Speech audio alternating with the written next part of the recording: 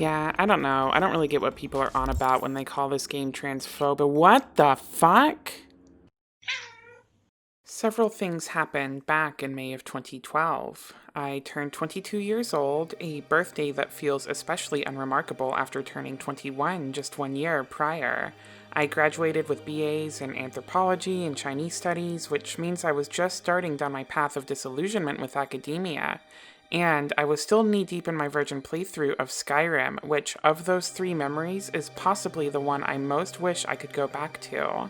Sure, I had just spent the last year or better watching Ranma 1/2 and Camphor in secret in my room, doors shut and praying my roommates never found out.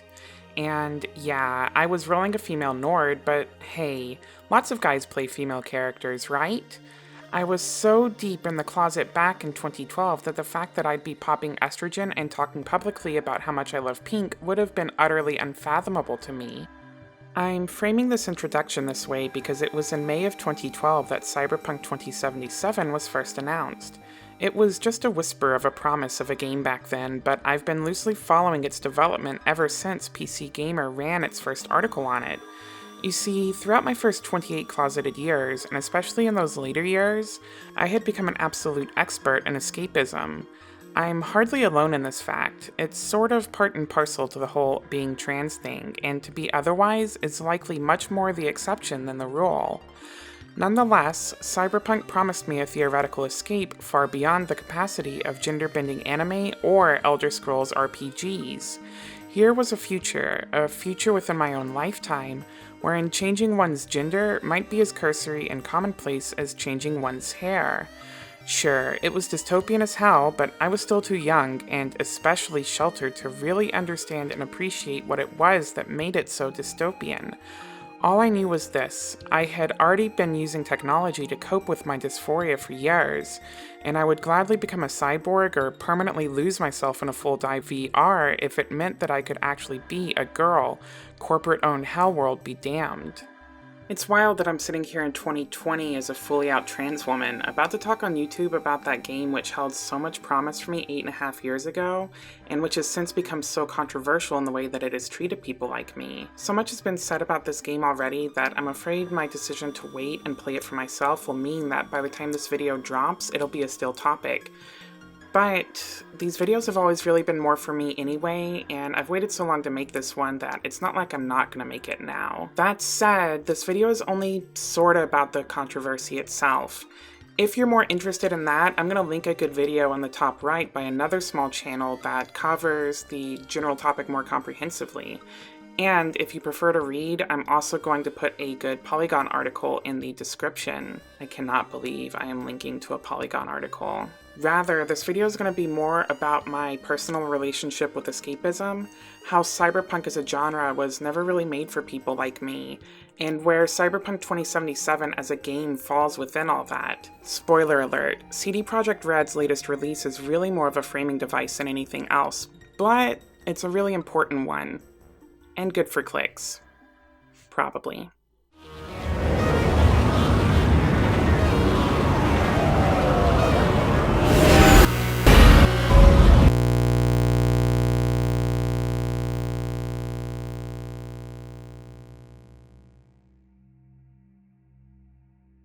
Before I talk about the game itself, I need to give a bit of exposition.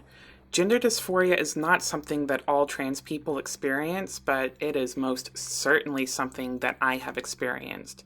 I find that it's not really an easy thing to explain to non-dysphoric people, and in all my old writings, I've yet to find one that really adequately sums up the feeling. X trapped in a Y's body has been our cultural default for a long time, but it's so lacking in nuance that it's pretty thoroughly outdated at this point. For the purpose of this video, for me, dysphoria can best be described as this monumental sort of depression that was so integral to who I was that I never knew life to be any other way. Even on my best days, it was always there as simmering background noise, this terrible hatred of self, this thing which I dare not utter lest I breathe life into it. This static that made me acquiesce to the only life I had ever known. Complacent misery. It's funny. I resented emo kids back then, but only because to be emo, which I otherwise checked all the boxes for, required a degree of self-confidence and even the slightest backbone to defend that self. I, because of my dysphoria, utterly lacked both. No one knows what it's like to be. So I spent those years simply trying to fit in enough to be ignored, to be a part of the background noise myself. People thought I was weird, but a normie type of weird, like Brian from The Breakfast Club or Steve from American Dad. I was bullied for being gay, so I must still have been putting off some sort of vibes, but it was not from lack of trying not to. But I guess, somehow, I must have still reeked of the sort of boy who locked himself in the computer room after school so that no one could see him playing a female character. There are only 4 computer games I can ever remember picking out for myself before I was old enough to buy them. Warcraft 3, Counter-Strike 1.6, which included Condition Zero, but we don't talk about that, Diablo 2, and Baldur's Gate 2. All great games, but it's those last 2 that I really want to talk about here. Baldur's Gate 2 was the first of these I owned back in 2000 or so. I would have been around 10 at the time, and was about to experience something which I had never experienced before, the ability to create one's own character. What can I say? I'm old, and while games did exist prior to this one that had such a system, I had never played one. They certainly weren't as commonplace back then as they are now. This was significant for me because prior to that game, I had never been presented with a choice between the Mars and Venus symbols. I had never been given an option in my gender before. Games were just like my real life. I was handed a gender, and it was nearly always male, and I just sort of accepted it. Of course, I was a boy, so once I figured out what those symbols meant, I always clicked Mars. I knew I wasn't allowed to pick anything else. Put a pin in that. Let's go to the other game, the one I acquired a year or 2 after Baldur's Gate, Diablo 2. Like Baldur's Gate, Diablo 2 is a fantasy RPG that allows you to play a character to save the world from demons or whatever. However, unlike Baldur's Gate, you are presented with a set of characters to choose from, and you do not get to customize these characters. Thus, if you played the Paladin, which I did in my first playthrough, you are locked into playing this dude. But what if, like me, you usually chose the lighter weight classes, like, I don't know, the Sorceress, the Amazon, or the Assassin? You see, in general, and this is still true today, these are the types of classes I always played, but in Diablo 2, they were all women. I wasn't allowed to play a girl, I knew that, and so though I would have preferred to play as one of them, I resigned myself to the Paladin. That is, until a friend of mine at school told me that, in addition to his druid, he played an Amazon. That blew my mind. I didn't know that that was allowed. It was probably that day that I went home and created an assassin, my first time ever role-playing as a girl. And I liked it. I really, really liked it. That dysphoria I mentioned earlier, that thing that had given me suicidal thoughts long before I was able to watch a PG-13 movie by myself, it was still there, but it had become quieter. And in that quiet, I felt something new. Euphoria. I loved the way playing the assassin made me feel. Loved it. And because the gender was tied to the class, I didn't even have to feel guilty about it. I didn't have the choice. The choice had been made for me. But then, I didn't have a choice. The choice had been made for me. I remembered Baldur's Gate, a game I had by that point sunk countless hours into. I remembered the character creator. I realized, without realizing why, that I wanted to make that choice. I had to. I was compelled, for lack of a better way to phrase it. And so I did. I booted it up, made a new character, and I made that choice. I clicked on Venus. I felt as though I had committed a mortal sin because, according to the culture I had been raised in, I basically had. How could I ever justify this? What would I say if anyone knew? How could I ever face that judgment? but in the moment, it didn't really matter. For a while, in that little world of zeros and ones, I was able to truly be who I wanted to be. It wasn't necessarily my first experience with using escapism to dull my dysphoria, but it was the most deliberate to that point. Without fully realizing it at the time, I had crossed a river that I could never cross again. I had decided that, if anyone did ask, I'd just use the same excuse as I would have for Diablo. I didn't have a choice. The game had chosen for me. Of course, that was a lie, but it's not like anyone ever asked. You could barely see enough of the character on the screen to tell. From there, I expanded to playing girls in online games. The first of these was RuneScape, where although I had chosen to play a male character so my friends wouldn't be suspicious, I always kept a set of female armor in my inventory for soloing in.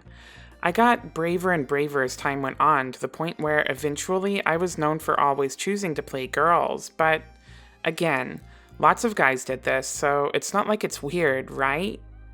This brings us back to 2012, where I now had loads of experience playing female characters and had strong opinions on which RPGs offered the best system for coping with my lot in life. When Cyberpunk 2077 was announced, I was ecstatic thinking of the possibilities it offered me. Not only would this allow for that same sort of customization that had already offered me so much euphoria, but it would take place in a cyberpunk setting, the only sort of setting that ever gave me hope that my actual desires might actually be realized. Oh wait, we still haven't talked about my relationship with cyberpunk as a genre yet. We're gonna have to rewind a bit again. Sorry, but I promise we'll get to the game soon.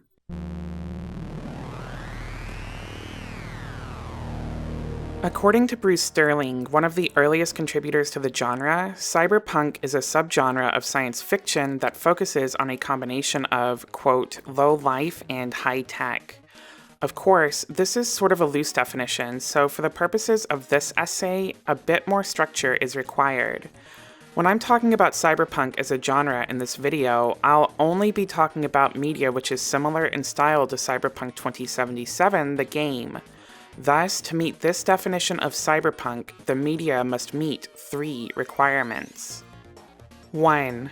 A future late-stage capitalist setting. Briefly, late-stage capitalism refers to a period of time not unlike the one we're living in now, where all the absurd contradictions of capitalism are most apparent, where the wealthiest 1% have effectively rigged the entire system in their favor, and where oligarchies and corporate monopolies have become so absolute that they've essentially taken control of everything. 2. A protagonist that is being exploited by that system in some way. Often, this protagonist is a cop, detective, special agent, etc. 3. A story aimed at framing the evils of the hyper-capitalist system through the eyes of this exploited protagonist. Cyberpunk is hyperbolic social commentary, and it is through the exploitation of the main character that we are, hopefully, able to better see the evils of our own world. Before I start talking about some of the cyberpunk media that had a significant impact on me and how I dealt with my transness, I need to make one important disclaimer. Because it doesn't really meet the definition I've laid out, I'm not counting the Matrix films as the type of cyberpunk I'm focusing on. Yes, many do consider these to be some of the most successful cyberpunk films of all time, but they're post-apocalyptic, and Neo isn't an exploited cog in a corrupt machine, but rather the chosen one destined to save all of humanity. I would probably call them cyberpunk adjacent, but they're really their own thing, and despite being written by 2 trans women, I won't be talking about them here. The first real interaction with cyberpunk I can remember was through Ghost in the Shell, specifically Standalone Complex, which I actually saw before watching the original movie. For those who haven't ever interacted with the franchise, and if you like anime even a little bit, please do yourself a favor and at least watch the movie. Ghost in the Shell tells the story of a cyborg by the name of Major Kusanagi, a public security agent who defends future Tokyo from hackers and the like. If you've seen it and have played Cyberpunk 2077, you'll likely notice that Night City holds a striking resemblance to Tokyo as depicted in Ghost in the Shell. This is a hallmark of cyberpunk, going back to Blade Runner's 1982 depiction of future LA, which itself draws heavily on the actual Kowloon walled city in Hong Kong. A topic that I love to geek out on, but have no time for here. The first realization I had that Cyberpunk held a real promise for me, unlike anything else I had encountered, occurred the first time I saw the scene in Standalone Complex. A scene which I saw cited in many trans forums once I started to actually question if I was trans myself. Major Macho, why don't you stop trying to look female on the outside and switch over to a male chassis already? You'll be stronger and have more authority.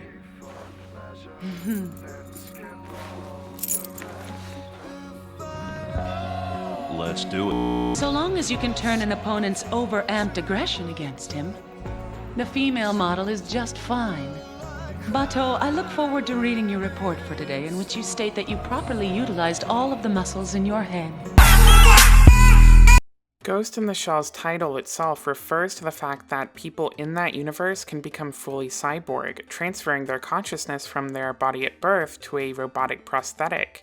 However, it was only when the words male chassis and female model were explicitly stated that I realized the full implications of that fantasy. Furthermore, because Cyberpunk is set in the relatively near future, it offered me a promise that more traditional sword and sorcery fantasy just couldn't give. Even if it were still a fantasy, it felt far more real because of the future setting. From that day on, I began looking forward to that hope. When the dysphoria started to become overwhelming, I would dream of the day my consciousness could be uploaded to a robotic body a la Ghost in the Shell, or otherwise a computer program, like in the San Junipero episode of Black Mirror, a work that still makes me weep when I watch it. Either scenario would allow me to live as who I truly wanted to be, and if I could just make myself live long enough, the technology just might get there. Even if it only gave me a year or so to live out that life, the promise of that kept me alive on my most difficult days. In February 2018, just a few months before I broke down and finally admitted I was trans, Netflix premiered its original Altered Carbon, a gritty cyberpunk series with an updated Blade Runner feel. I can't honestly say whether I watched the series before I started coming out or just after. 2018 is a squishy year for me, but I can say that it was one of my favorite pieces of media that year. It felt sort of underrated, like a lot of cyberpunk media, and though admittedly it's objectively imperfect in several ways, the setting was pretty killer, and it offered me, there in the midst of the deepest dysphoria I will hopefully ever have to experience in my life, that promise that had kept me going for so long. The promise to one day be able to switch from one sleeve to another, one body to another. That is the main premise of the show. What will humanity be like when humanity is no longer bound to the body it was born in? For me, it would mean a permanent end to my dysphoria, to a degree which is frankly impossible in the world we live in now. 2018 was also about a year into my political radicalization when I started to finally see all the horrific social and economic inequalities which are inevitable in a capitalist society. And it was through Altered Carbon that I realized that Cyberpunk, for all its promise, was never really for me in the first place. Altered Carbon did not begin life as a Netflix original, but rather a series of books from the early 2000s by the British author Philip K. Morgan. Weird mistake, but I realized after recording that the man's name is actually Richard K. Morgan, not Philip K. Morgan. No idea where Philip came from. Anyway, out of respect, I've awkwardly dubbed over it with his proper name. Please pardon the inconvenience. Altered Carbon did not begin life as a Netflix original, but rather a series of books from the early 2000s by the British author Dick K. Morgan. Now, I'm somehow Twitter mutuals with a strangely high number of British authors, and they've all been lovely to me, but followers of transphobic drama might hear the words British author and rightly raise an eyebrow. The place isn't known as Turf Island for nothing, and it's one very prominent author there who has become the figurehead of that movement. You see where I'm going with this, don't you? Yes, sadly old Dick K. Morgan couldn't help but take up the arms of turf oppression in the name of a culture war in which he has no stake. And echoing Rowling herself, his entry onto the battlefield was heralded by a lengthy manifesto on his personal blog. In fact, I dare say his is even worse, both in the fact that the language is far more overt, and his station as a cis man writing at length about trans women and why they are a supposed threat to cis women. Let's do a little reading, shall we? In essence, I gave notice that I would not tolerate anybody using the slur TERF on my timeline, and that anyone who insisted would be blocked. Cue a long line of angry trans activist types showing up to hit me with said slur in a variety of formats. At this point, let me insert a word on my actual stance regarding trans people, since the amount of bullshit proliferating about my views out there in cyberspace is really quite remarkable. So, I hold these truths to be self-evident. Trans people are people and thus deserve. They should not be stigmatized, bullied, brutalized, or because no one should be. Protection and provision for trans in any civilized society. However, I also hold these truths to be self-evident. Facts are stubborn things. Human sex is binary. You are either born a man or a woman, and neither sex can change into the other. The much vaunted phrase, trans women are women, or trans men are men, is a semantic nonsense. It is quite simply objectively untrue. It's ideological gibberish on a level with Orwell's war is peace, freedom is slavery. And to note this fact is not transphobic. It would, I think, be blatantly unpleasant to walk up to a trans woman apropos of nothing and say to them, hey, you're not a woman, you know, you're a man. Much as it would be to go up to someone short and say, wow, you're not very tall, are you? But such rudeness does not, in either case, erase that person. It is rude, but it is not phobic of trans women or short people. To claim otherwise is hysteria. This is all pretty wild considering sleeve swapping is an integral part of the Altered Carbon storyline, especially since the topic of hopping into a differently sexed body is even brought up. Take this episode, for instance, where the hot cop's abuela is brought back into the body of a hardened male criminal. What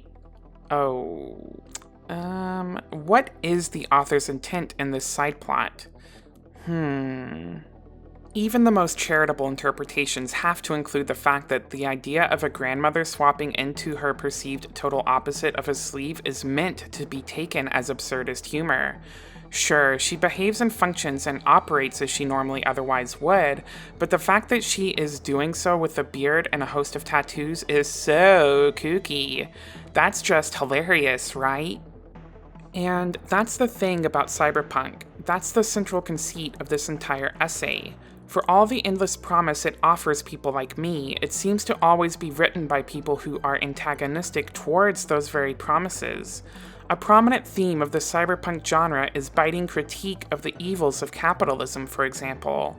Whether we're talking Altered Carbon, Blade Runner, or yes, Cyberpunk 2077, the future is explicitly ruled by massive, ruthless corporations who only care about their own power and profit and nothing for the well-being of the individual citizens whom they ruthlessly exploit.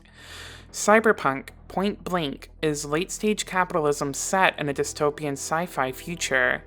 Yet it never goes any further than simply demonstrating those evils, never goes so far as to actually be anti-capitalist in its messaging. Because to be anti-capitalist is to be pro-socialist, and Cyberpunk's origins are rooted in a capitalist society with a long history of suppressing socialist thought and movement.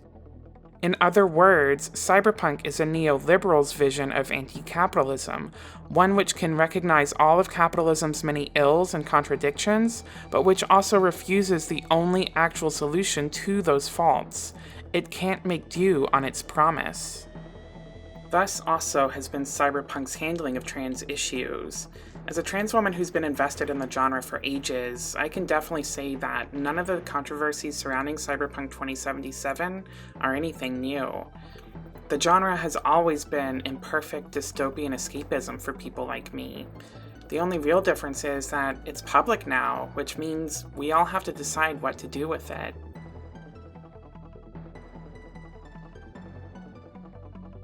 My experience playing Cyberpunk now is very different from what I wanted from the game 8.5 years ago. I mean, back then I was just a deeply closeted little egg, desperate for something, anything to lessen the pain of dysphoria even a little bit. Now, I'm on the other side of 2 years of transition, an experience which has far surpassed 20 years of even the best escapism. I realize now that no virtual gender euphoria, at least for me, was ever even in the same universe as the real thing. But those are the two selves I'm trying to reconcile as I play the game, and especially when I sat to write this essay. It's complicated, and it's weird, and it's difficult, and I'm kind of left not knowing how I feel about it at all. But then again, that contradiction has always been a part of the experience for me. As I've alluded to, and most of you no doubt already know, there has been a great deal of controversy surrounding CD Projekt Red's development and release of Cyberpunk 2077. From the endless delays to the subsequent mistreatment of employees who were forced to work grueling hours to finish by a certain deadline, to the eventual release of an incomplete product rife with game-breaking bugs, it's fair to say that all the good graces CD Projekt Red acquired following the legendary success of The Witcher 3, which I've owned for years and admittedly never played, have evaporated, or glitched out, whatever. But that's only half of the controversy. The other half, and the half I assume you're watching this video to hear my take about, is how the developer has approached dealing with trans issues.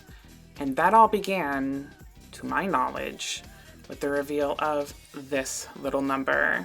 Actually, that's not true. CD Projekt Red has had a questionable relationship with trans issues for a while now, but because my meandering writing is already in danger of being overlong as it is, I'm starting with the most overt issue as it relates to Cyberpunk 2077. Okay, so the Chromanticore poster. How do I approach the Chromanticore poster? Well, okay, so the poster is an advertisement for some sort of drink, and it features a model with a killer aesthetic that I'm admittedly pretty in love with. Oh, and if you're looking at a distance closer than, I don't know, say 100 yards or so, you might notice her massive erect Happiness. Penis. I did it. But seriously, things huge, like Jesus, veins and all. So I'll admit, when I first saw this poster, I didn't love it, but I didn't exactly hate it either, especially after CD Projekt Red announced that genitalia would not be locked to gender in the character creator. Like, that was something I definitely hadn't ever seen before, and so while I wasn't crazy about the fetishization of trans feminine bodies in the poster, it did seem like the developer was going out of their way to listen to the trans community and to correct themselves accordingly. That, and I'm not sure if I made this up or if I read it somewhere, but I thought Chromanticore was going to be a drink that temporarily or even permanently altered the gender expression or physical sex of whoever drank it. At the time, I thought CD Projekt Red was genuinely going out of its way to create the most inclusive character creator of all time, one where attributes were not locked to one gender or another, and where players were free to fine-tune exactly the sort of character that they wanted to play. Which would all make sense in a world where changing gender was as simple as chugging a heavily advertised soda. Considering what games like this have meant for me historically, as far as my own dysphoria goes, I was really excited to see what it was that they were going to come up with on this one. Oh naivete, thy name is Mila. Turns out, when CD Projekt Red boasted that the character creator would not lock out genitals, they meant literally that and nothing else. Though the character creator never uses the words sex or gender, the very first option is this screen, where you have two extremely binary body types to choose from. And it doesn't end there. Rather than simply asking what the character's pronouns are, of which, again, only the binary options of he, him, and she, her are offered, CD Projekt Red has locked them to the voice that is chosen. So, yes, while it is technically possible to give the more feminine-bodied character a deep voice, doing so means that the character will always be referred to as a man. As someone for whom voice has always been a primary source of dysphoria, this is completely unacceptable, especially when it would take zero effort to program pronouns and voice as two separate variables. And this isn't just a trans issue. Plenty of cis women have deep voices, and plenty of cis men have high voices. What are the developers saying about these people? Unfortunately, CD Projekt Red has gone the traditional ignorant cis route of reducing the entire trans experience down to what's between our legs, which sucks. And full disclosure, I have pretty monumental bottom dysphoria, even if there's nothing monumental about it.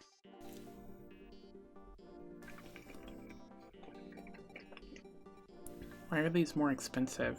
My first time going through the character creator, I chose not to show anything at all because that's how I prefer to see my pre-op body.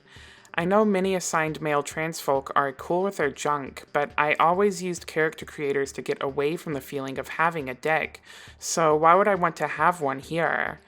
But on the second or third character I made, hey, it's a crappy creator and all my characters kept coming out as eldritch horrors, I decided to make it more accurate to my current configuration.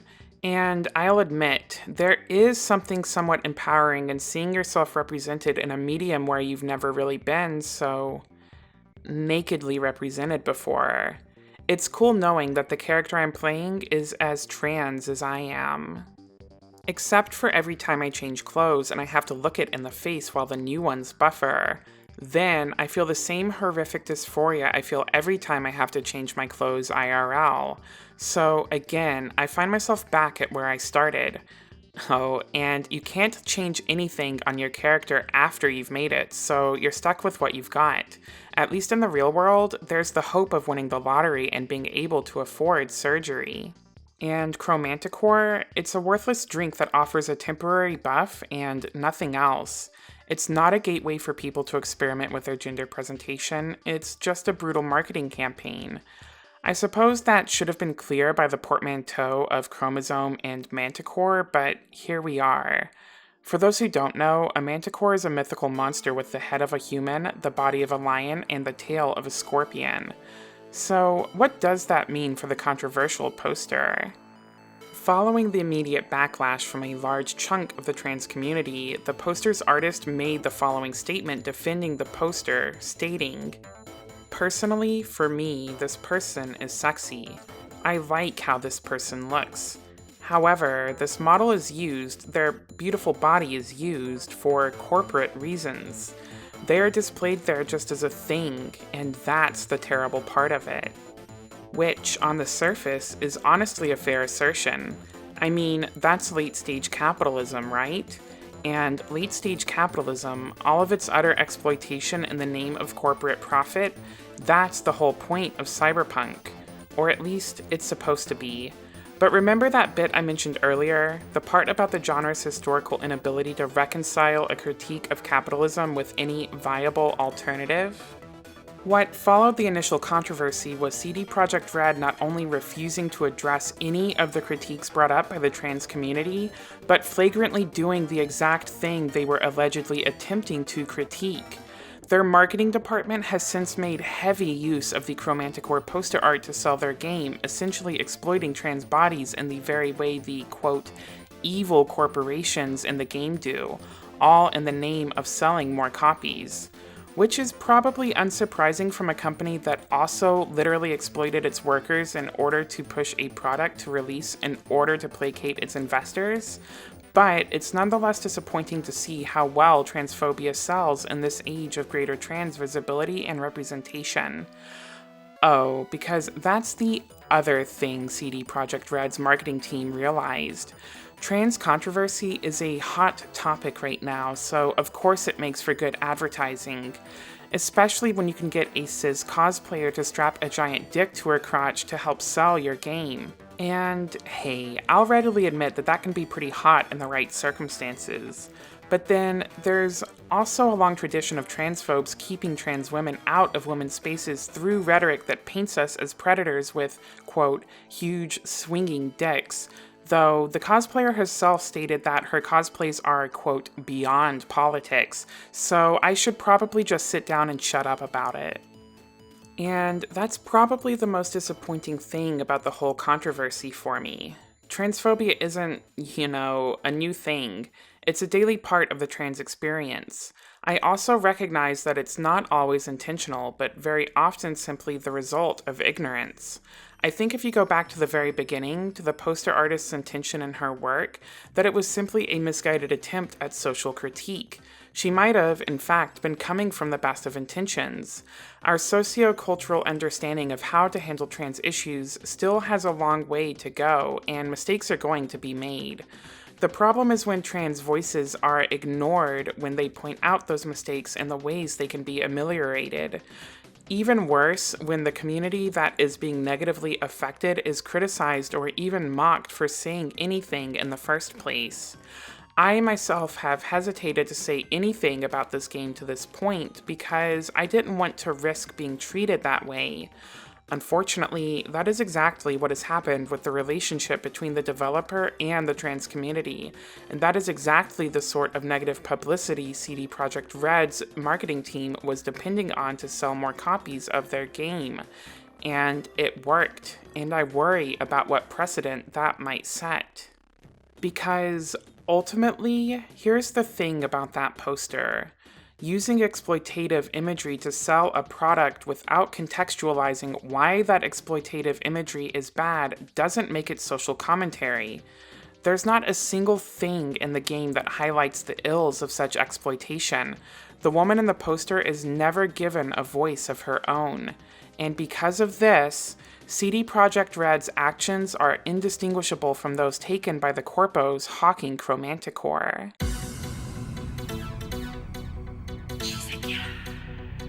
When I sat down to write this script, it was not my intent to talk about the controversy itself, but rather my relationship with Cyberpunk as a genre, and where Cyberpunk 2077 the game happened to fall within that.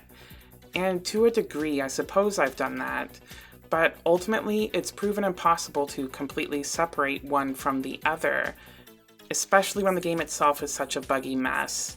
I mean, I've lost entire hours redoing quest lines because of some tiny game-breaking bug, so I don't really have all that much other material to talk about. That's not to say that I haven't enjoyed the game. I have, even though I feel like a bit of a class traitor for having purchased it. Video games have long been a way for those of us on the non-cis side of the spectrum to safely experiment with our gender.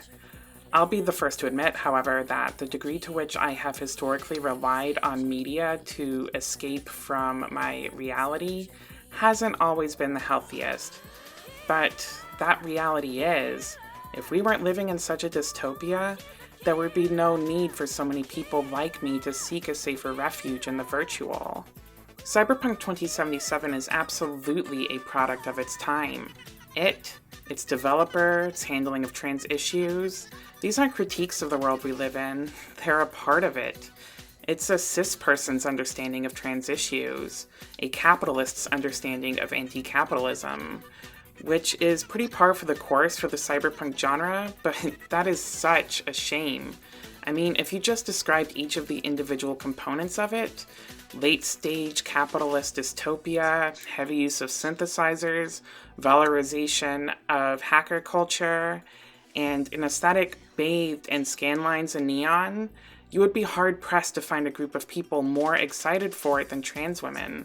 It's basically trans femme culture, the musical. It would have taken no more than the barest input from the trans community to make a character creator that's actually inclusive, or to draw attention to the issue of exploitation in advertising without, relying on exploitation and advertising to sell the game. I'm talking really simple changes here, like divorcing pronouns from voice, or giving the Chromanticore woman even the slightest amount of agency somewhere in the game. Nonetheless, I do like to think that we're headed in the right direction here. With trans people being so front and center in the game, and with the developers' very public bungling of it, it's only a matter of time before someone else comes along and does a better job. I mean, have you seen the number of trans women in the programming industry? We can't go backwards from here, only forwards. Anyway, enjoy dealing with all those refunds, fuckers. Thanks as always to my small but growing band of patrons. Y'all have shown so much kindness and patience with me over my recent move, and it's because of you that I've been able to start slowly improving my setup. If you enjoyed this video, consider using your elite hacker skills to overthrow the almighty algorithm. Alternatively, you could become a patron yourself, or like, comment, and subscribe. But the hacking thing works too. But seriously though, folks, it's thanks to robots that people like you can spend all day watching VWBT. Just don't give them the right to form labor unions. That's all I'm saying.